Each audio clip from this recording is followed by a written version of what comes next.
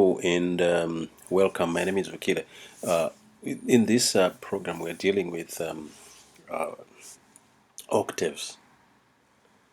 Octaves is when you, in any scale, when you start repeating a note, then you've reached an octave. When either when you're going down or when you're going up a scale. So that's interesting. So the types of octaves that we have will be explained in this lesson, and then we'll go on to a practical lesson where we actually play them on the fretboard and identify them in scales and in chords, and that will be very interesting. That's the interesting part of octaves. But having said that, here is how we're going to analyze these octaves. So here's a fretboard, a 24 fret fretboard here, and I've decided to show you octaves of on one string. For example, on this first E string, the octave is you count 1, 2, 3, 4, 5, 6, 7, 8, 9, 10, 11, 12, and the 13th note is back. You're back to the same note, an octave higher.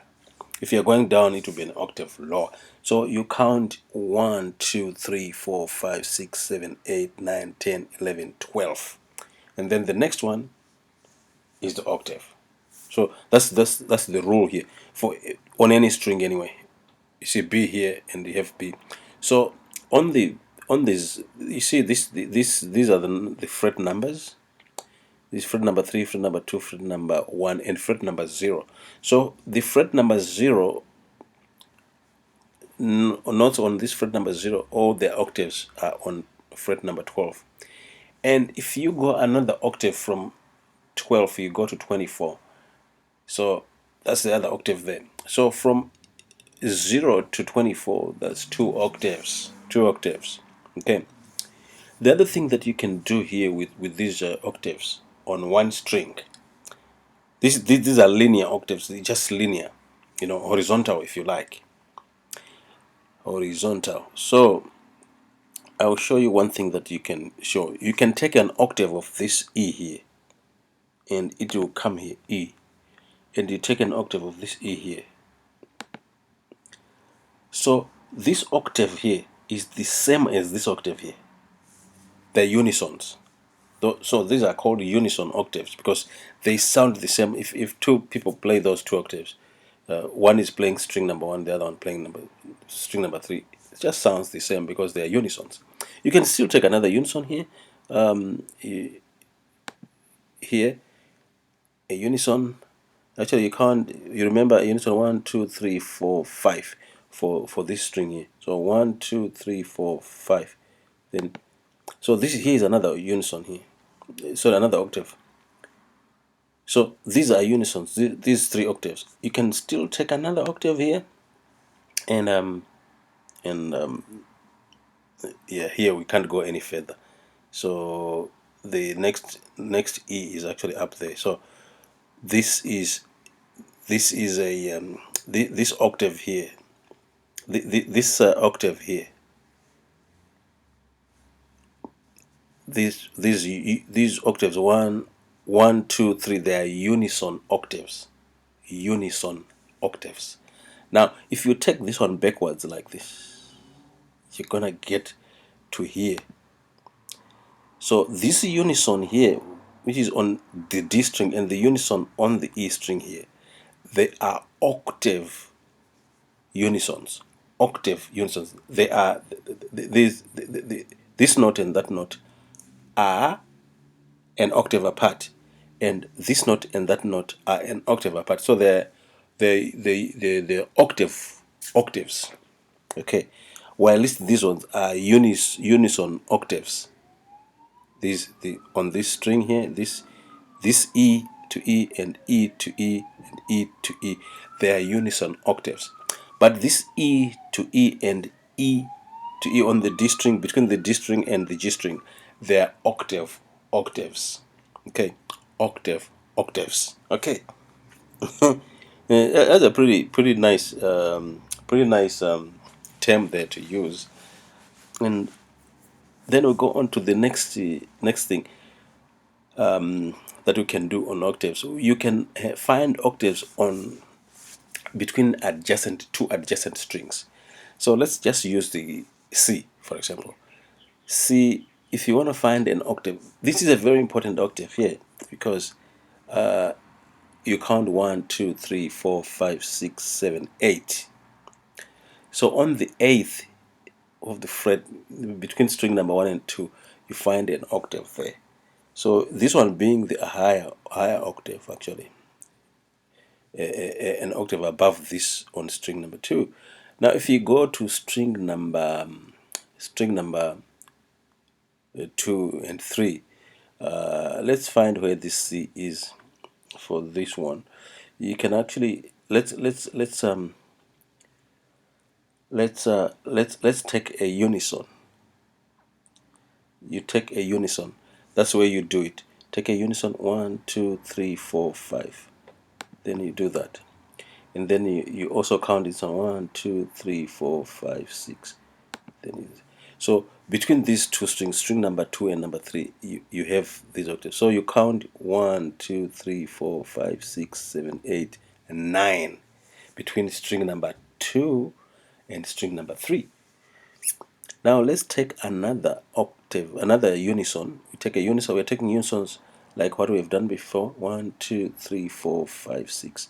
Then our C is here, and here 1, 2, 3, 4, 5, and it's here. So we are back to these octaves, this and this one.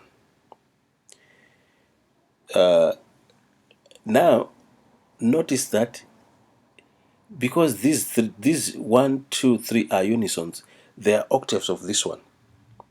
The octaves of this one. Either you go this way, you go that way, or you go that way. We'll demonstrate that as we go string jamming there, because at this point we are dealing with adjacent strings. So it's this octave and that octave on fret number 10 and fret number 17. It's very important. It's very important. I'll show you the importance of this one. This one will show you how to play the guitar seamlessly, playing chords and moving through scales without a problem by knowing this way. That's one piece of the puzzle. And let's go to the next string. If we go to the next string, for example, we can go to this one. Let's see, 1, 2, 3, 4, 5, 6, C, and 1, 2, 3, 4, 5, 6. So these are the two octaves between these two strings. Now we can't go any further. We have to count backwards. 1, 2, 3, 4, 5, 6. So it's 1, 2, 3, 4, 5, 6, 7, 8 actually for the octaves. So we go up. Sorry, I want to go up here. I'm taking octaves. When you're talking unisons, you count 6, 1, 2, 3, 4, 5, 6, and there. But if you're looking at if you want to simply take the octave, say you are given two strings, string number 1 and 2 will be the same between string number 3 and 4, 4 and 5, 5 and 6. The only difference comes when between string 2 and 3. So let's see what you count. You put your note here and you count from below it. 1, 2, 3, 4, 5, 6, 7, 8. So the eighth note is the octave. And for string number 2 and 3, you go count here below it. 1, 2, 3, 4, 5, 6, 7, 8, 9. Okay. So these are the octaves. So this is the whole idea, the octaves between two strings. Now, right from this, I can tell you the type of chord here, the chord shape. This is C shape chord and E shape chord, another C shape chord, you know, and so on. But let's leave this one for the chords so that you will see how it helps you to change position, by knowing these types of octaves. Let's go to another type of octaves with string jumping, because we've been dealing with two adjacent strings. It actually draws from the above there. So if we go back to the key of C, type 1 is they are slanting this way. You have the root here, you're slanting this way. So let's put, for example, C here. So see here. The way you deal with this one, you jump this string here and go to this one. That's the octave. So if you jump this string and then you count 1, 2, 3, that's the octave there. So between strings number 6 and number 4, you also have an octave between strings number 5 and number 3. Let's see how many things you jump. Let's go to this one here, which is a C. So if you go down, you jump this string and you go down 1, 2, 3. There is your octave there. Okay. So that's an octave there. Sweet. Now let's go to another octave. Let's say we have string number. This time let's start from here. String number 1 and number 3. So all you do is to count 1, 2, 3, and 4. Then it will be up here. You jump. So there are 2 frets between there, and you can hold your octave there. Okay. Let's see what happens with string number 2, which is this one here. Number 2 and number 4. So the octave is here. So it's you jump this string and you count 1, 2, 3, and the fourth one is the octave. Okay. So that there is your octave there. All right. So we have two sets of strings here. String number 1 and number 3, and then string number 2 and number 4. You jump 1 string and 2 frets. And string number between string number 2 and between string number 6 and 4 and string number 5 and 3, you jump 1 fret and 1 string. Okay, let's see the other string jumping that we have. In fact,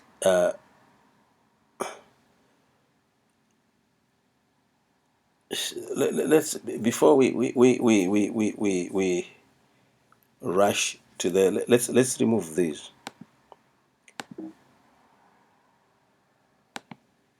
Oh, let me go string jumping type 2. String jumping type 2. Let's get to C, for example. The other one, you jump 2 strings, so it's a 1, 2. So your thing will be here. So you count 1, 2, and sorry, this one up here. So you jump 2 strings and 1 fret. You jump 1 fret here. So you count 1, 2, and then you count 1, 2, 3.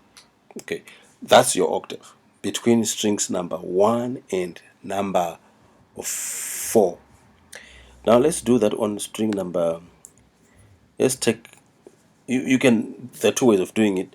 If you take unisons, I've taken a unison here, and you take a unison here, you're gonna come up with this one. So you jump 2 strings and you jump 1 fret.